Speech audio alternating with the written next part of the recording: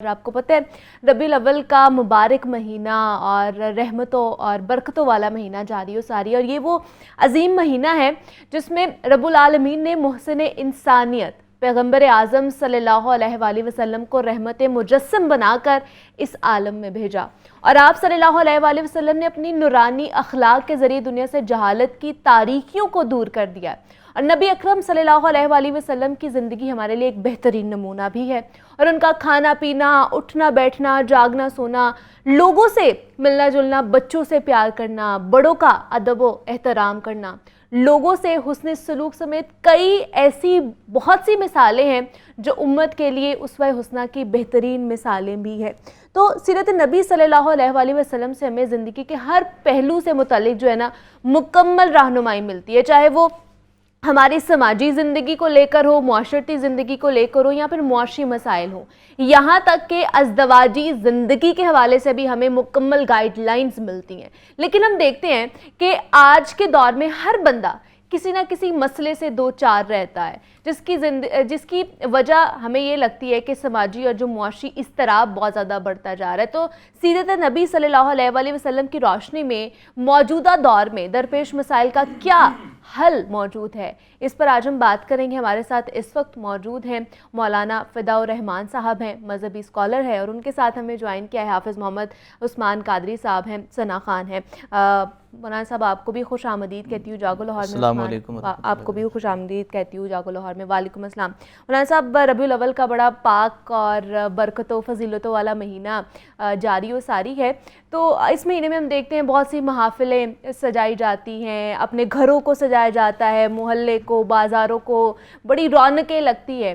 تو کیا آپ صلی اللہ علیہ وسلم کی محبت یہ زبانی کلامی ہونی چاہیے، اتنی کافی ہے، یا ہماری زندگیوں میں اس کا جو پریکٹس ہوتی ہوئی بھی ہمیں نظر آنی چاہیے؟ بسم اللہ الرحمن الرحیم۔ لقد کان لکم فی رسول اللہ اسوۃ حسنہ لمن کان یرجو اللہ والیوم الآخر۔ قال النبی صلی اللہ علیہ وسلم لا یؤمن احدکم حتی اکون احب الیہ من والدہ وولدہ والناس اجمعین۔ آج کا آپ کا موضوع انتہائی اہم ہے ماہ ربیع الاول کے حوالے سے، اور دیکھا یہ جائے گا آج کی اس گفتگو میں کہ ہمارے ہاں ربیع الاول میں محافل، مجالس اور اپنے اپنے ذوق کے مطابق عشق و محبت کا اظہار بھی کیا گیا۔ بے شک بے شک۔ کیا صرف یہ جو معاشرے میں چند ایک چیزیں ہمیں دیکھنے کو ملی ہیں یہاں ہی عشق کی تکمیل ہو جائے گی، محبت کی تکمیل ہو جائے گی، یا اس سے آگے عمل کی بھی ضرورت ہے؟ اللہ رب العالمین نے قرآن مجید سورہ احزاب میں فرمایا کہ تمہارے لیے بہترین نمونہ زندگی گزارنے کے لیے رسول اکرم صلی اللہ تعالیٰ علیہ وسلم کا اسوہ حسنہ ہے۔ آپ صلی اللہ علیہ وسلم کی محبت کے ساتھ اتباع اور اطاعت کی بھی ضرورت ہے۔ بے شک۔ اب دیکھا یہ جائے گا کہ ایک محبت جو ہم اپنے خیال سے کرتے ہیں، اور ایک محبت وہ جو اللہ کے نبی صلی اللہ تعالیٰ علیہ وسلم نے خود سکھائی ہے، صحابہ اکرام نے اس محبت کا اظہار کر کے دکھایا ہے، اور اس وجہ سے حضرات صحابہ اکرام اور اہل بیت اطہار رضوان اللہ تعالیٰ علیہم اجمعین بھی امت کے مقتدا بنے ہیں اور معیار بنے ہیں ایمان کے لیے، بعد میں آنے والے لوگوں کے لیے۔ تو ربیع الاول میں ہر سال ایسی چیزیں دیکھنے کو ملتی ہیں جس پر امت کے علماء کا اتفاق ہے کہ اس کا تعلق دین اسلام سے نہیں ہے۔ کچھ چیزیں ہیں مختلفی ہیں، اختلافی ہیں علماء کے درمیان، لیکن کچھ چیزیں ایسی ہیں کہ جو کامن ہیں سب کے درمیان، سبھی ان کی نفی کرتے ہیں، تردید کرتے ہیں کہ بھائی یہ بات درست نہیں ہے۔ اور ہم لوگ یہ نہیں دیکھتے کہ نبی پاک صلی اللہ تعالیٰ علیہ وسلم کی سیرت، آپ کی صورت، وہ ہمارے لیے جو ہے وہ رہنما ہیں، ہمارے لیے مقام فرحت و خوشی کا سبب ہیں۔ اس موقع پر مجھے ایک بات آئی اتباع رسول صلی اللہ تعالیٰ علیہ وسلم کے حوالے سے۔ ایک عالم گزرے ہیں مولانا حسین احمد مدنی رحمۃ اللہ علیہ تعالیٰ۔ وہ دور تھا جب بر صغیر پاک و ہند پر قبضہ تھا، تسلط تھا، اور مسلمانوں کی گرفتاریاں تھیں، جو بھی یہاں کے رہنے والے تھے۔ تو ایسے وقت میں حضرت مدنی رحمۃ اللہ علیہ تعالیٰ وہ روپوش تھے، 3 دن کے بعد باہر نکل آئے تو جو باقی لوگ تھے انہوں نے کہا حضرت آپ کو گرفتار کر لیا جائے گا، آپ روپوش ہو جائیں. تو فرمانے لگے کہ نبی پاک صلی اللہ تعالیٰ علیہ وسلم کی سنت نہیں ہے یہ. آپ صلی اللہ تعالیٰ علیہ وسلم 3 دن کے لیے جو ہے وہ اپنے دشمنوں سے انہوں نے جو ہے وہ پردہ نشینی اختیار کی تھی. 3 دن بعد آپ صلی اللہ تعالیٰ علیہ وسلم منظر عام پر تھے، تو یہ سنت نہیں ہے اس طرح سے. پھر اسی طرح سے ایک مولانا انور شاہ کاشمیری رحمۃ اللہ علیہ گزرے ہیں، تو وہ بیمار تھے، لیٹے ہوئے تھے. ان کے جو خادم تھے وہ آ کر دوائی دینے لگے تو نہیں لی انہوں نے. 3 دن کے بعد اٹھے اور کہا دوائی لے کر آؤ. تو خادم پوچھنے لگے حضرت یہ کیا معاملہ ہے، پہلے ہم نے دوائی دی آپ نے لی نہیں ہے. تو کہنے لگے کہ میں نے نبی پاک صلی اللہ تعالی علیہ وسلم کی سنتوں کو، سیرت کو پڑھا، تو مجھے یہ کہیں سے نہیں ملا کہ آپ صلی اللہ علیہ وسلم نے لیٹے لیٹے لیا ہو، تو میں کیسے یہ کر سکتا تھا. آپ مجھے لے کر آؤ کیونکہ دوا لینا بھی میرے نبی کی سنت ہے. اس قدر جو ہے وہ محبتیں تھیں. مولانا جعفر تھانیسی رحمۃ اللہ علیہ تعالی، انہیں جب گرفتار کیا گیا تو ایسے پنجرے میں تھے کہ جہاں بیٹھنا اٹھنا مشکل تھا، بالکل جو ہے وہ انہیں جکڑ کے رکھا ہوا تھا. اور اس کیفیت میں آپ صلی اللہ تعالی وسلم کی زیارت ہوئی تو جعفر تھانیسی کہنے لگے کہ اے اللہ اگر 50,000 برس میری زندگی کر دی جائے اور مجھے آقا کی زیارت یوں ہی ہوتی رہے تو یہ مجھے 50,000 برس کی زندگی اس پنجرے کے اندر وہ بھی کم محسوس ہوگی. ان لوگوں کی محبتیں یہ تھی. آج ہم دیکھیں کہ ہماری محبت کا معیار کیا ہے. ہم یہ دیکھیں کہ ہم جو محبت کے دعوے کرتے ہیں کیا ان دعووں میں کوئی حقیقت بھی ہے کہ نہیں ہے. آپ صلی اللہ تعالی علیہ وسلم نے فرمایا کہ راستے سے تکلیف دہ چیز کا ہٹا دینا یہ کیا ہے، ایمان کی ایک ادنی شاخ ہے.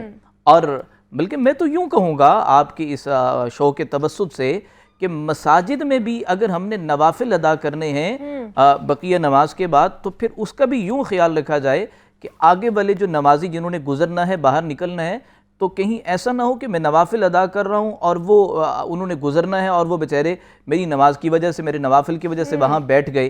جب مسجد کے اندر اتنا خیال رکھنے کا حکم ہے کہ دوسرے کو تکلیف نہ ہو، تو باہر نکل کر آدمی عبادت کے نام پر مسلمانوں کو تکلیف دے. اور اس میں علماء اکرام فرماتے ہیں کہ بھئی ایسا عمل نہ کیا جائے، بلکہ سب کا اتفاق ہے کہ میلاد النبی صلی اللہ تعالی علیہ وسلم کا مبارک عنوان ہو اور اس مبارک عنوان پر ہم راستے روکیں اور مریضوں کو تکلیف دیں اور کسی ضرورت مند کے لیے تکلیف کا سبب بنے. آپ کی ذات سے کسی کو جی بالکل آپ تکلیف سراپا نہیں رحمت پہنچنی چاہیے. لیکن آج کے دور میں ہم مولانا صاحب دیکھتے ہیں کہ نفسا نفسی کا دور ہے. ہر کوئی اتنا پریشان حال ہے معاشی طور پر یا باقی دیکھ لیے جائے مسائل ہماری زندگیوں میں. تو یہ آج کے دور کا جو انسان ہے بڑا ذب و حالی کا شکار ہے. آپ کو کیا لگتا ہے اس کی کیا وجہ ہے، یا ہمارے حضور پاک صلی اللہ علیہ وسلم کی تعلیمات اس حوالے سے کیا کہتی ہیں؟ دیکھیں بالکل سادہ سی بات ہے. سورۃ طٰہٰ میں اللہ فرماتا ہے وَمَنْ أَعْرَضَ عَنْ ذِكْرِي فَإِنَّ لَهُ مَعِيشَةً ضَنْكًا، جو ہمارے ذکر سے اعراض کرے گا معیشت سکیڑ دی جائے گی. یعنی اس کا مطلب مفسرین نے یہ لکھا ہے کہ چیزیں ہوتے ہوئے استعمال نہیں کر سکے گا. پیسہ ہے لیکن چیز خریدنے کے لیے نہیں ہے، پیسہ ہے گیس نہیں ہے، پیسہ ہے پیٹرول نہیں مل رہا. تو اس کی بنیادی وجہ یہ ہے کہ نبی پاک صلی اللہ تعالی علیہ وسلم کے جو حقوق عائد ہوتے ہیں ہم پر بحیثیت مسلمان، ہم ان کو پورا ہی نہیں کر رہے. جب ہم ان کو پورا نہیں کر رہے تو پھر رحمت کیسے آئے گی؟ یہ تو اللہ تعالیٰ کرم فرما رہے ہیں کہ ہم جو ہے اس قابل بھی نہیں تھے. ہم تو اس قابل بھی نہیں تھے کہ جو زندگی کے دن گزر رہے ہیں اللہ تعالیٰ اپنے محبوب کے صدقے جو ہے ہم پہ کرم فرما رہے ہیں. لیکن ہم اپنی زندگیوں میں جھانک کر دیکھیں کہ ہمارے معاملات کیا ہیں. ہم یہ کہتے ہیں کہ دعویٰ ہمارا یہ ہوتا ہے کہ ہم حضور کے امتی ہیں، لیکن کسی کو تکلیف دینے کا کوئی موقع ہاتھ سے نہیں جانے دیتے کہ بھی دوسرے کو تکلیف دینی ہے. نبی پاک صلی اللہ تعالی علیہ وسلم کے حوالے سے میں منیبہ آپ کے اس شو سے یہاں سے بھی اس کی وضاحت کرنا چاہوں گا کہ اس وقت ہم مسلمانوں کی جو مینٹلٹی بنی ہوئی ہے نا، تو وہ چند ایک مخصوص عبادات اور یا ایک مخصوص مذہبی کچھ کلچر یا کچھ تہوار ہم نے مقرر کر لیے ہیں. عملی طور پر ہم نے کیسے رہنا ہے اور جس زبوں حالی سے ہم باہر نکل سکتے ہیں، اور جو اس وقت معاشی طور پر جو اضطراب پایا جاتا ہے، معاشرتی زندگی میں جو اضطراب پایا جاتا ہے، اس سے باہر نکلنے کے لیے بات اتنی ہے کہ وہ شاعر نے خوبصورت کہا ہے کہ دہر میں اسم محمد سے اجالا کر دے، ہر پست کو قوت عشق سے جو ہے وہ بالا کر دے۔ ہم نے عشق محمد سے ہر پست کو بالا کرنا ہے، لیکن ہم خود ہی جو ہے وہ نفسیاتی الجھنوں میں ہیں، معاشی الجھنوں کا شکار ہیں۔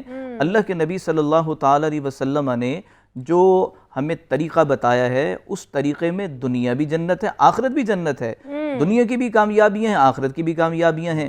ہمارا معاملہ اس کے برعکس ہے، ہم لوگ جو ہے وہ ایک ہی سمت میں چل رہے ہیں، اور کبھی کبھار کسی ایونٹ پر کچھ عبادات کا اظہار کر لیا، اور جب وہ اس سے فارغ ہوئے، اس موقع سے فارغ ہوئے، پھر اس کے بعد پھر ہم ہر چیز بھول جاتے ہیں۔ جی بالکل بھول جاتے ہیں، یہ المیہ ہے۔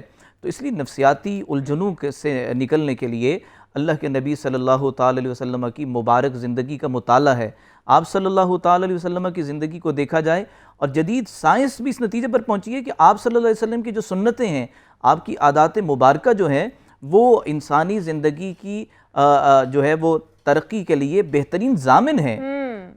مطلب اگر جسمانی طور پر بھی دیکھا جائے تو نبی پاک صلی اللہ تعالی علیہ وسلم کا کھانے کا انداز کیا ہے، گفتگو کا انداز کیا ہے، چلنے کا انداز کیا ہے، سراپر رحمت ہے۔ تو سراپر رحمت کا مطلب یہ ہے کہ جو انسان کی نیچر ہے، جب اس کو قبول کرے گی، اس کو اپنائے گی، تو نفسیاتی الجھنیں بھی ختم ہوں گی، معاشی الجھنیں بھی ختم ہوں گی، معاشرتی جو نفرتیں ہیں باہمی طور پر، یہ نفرتیں بھی ختم ہوں گی۔ ایگزیکٹلی، اور جو ہم لوگ بٹتے جا رہے ہیں فرقوں میں، وہ بھی ختم ہو جائے گا، اور ایک ہی ہم لوگ جو ہے نا پیج پر آنے کی کوشش کرنی چاہیے۔ اور یہ ہم تھوڑا سا آپ لوگوں کو اویئر کرنے کی کوشش کرتے ہیں کہ حضور پاک صلی اللہ علیہ وسلم کی زندگی سے کیا کیا ہمیں تعلیمات ملتی ہیں، ہم کس طرح خود کو بہتر بنا سکتے ہیں، اس پر ہم بات کرتے ہیں۔ مولانا فدا الرحمان صاحب ہمارے ساتھ موجود ہیں، مذہبی اسکالر ہیں۔